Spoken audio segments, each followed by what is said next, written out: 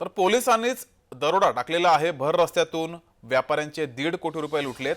स्वस्तामध्ये सोनं देतो सांगून व्यापाऱ्यांची लुबाडणूक केली गेली आहे। व्यापाऱ्याला सुमारे 1.5 कोटींचा चुना लावलाय। अलिबागमध्ये हा प्रकार घडलाय। अलिबागमध्ये कमी दरात सोनं देण्याच्या आमिषातून एकाला 1,50,00,000चा गंडा घातला गेलाय।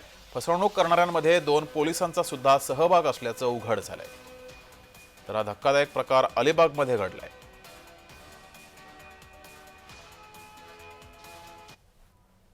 आरोपींनी फिर्यादीला स्वस्तात सोनं देतो म्हणून अलिबागला बोलवलं। त्याप्रमाणे फिर्यादी 1.5 करोड रुपये घेऊन आलेला होता। हे जे आरोपी आहेत त्यामध्ये 2 पोलीस कॉन्स्टेबल पण सहभागी झालेले होते। त्यांनी फिर्यादीला भीती दाखवून जे त्यांच्याकडे जे होतं ते 1.5 करोड रुपये जे आहे हे लुटले आणि घेऊन गेले।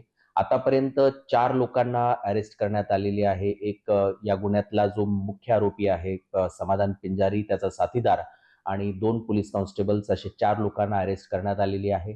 अजून 2 आरोपी ज्यांनी पैसे घेऊन पळालेले आहेत, तर त्याचा आपण तो शोध घेत आहोत। हा गुन्हा कोयनाड पोलीस ठाण्यामध्ये दाखल असून दरोड्याचा तपास जो आहे स्थानिक गुन्हे अन्वेषण विभाग करत आहे।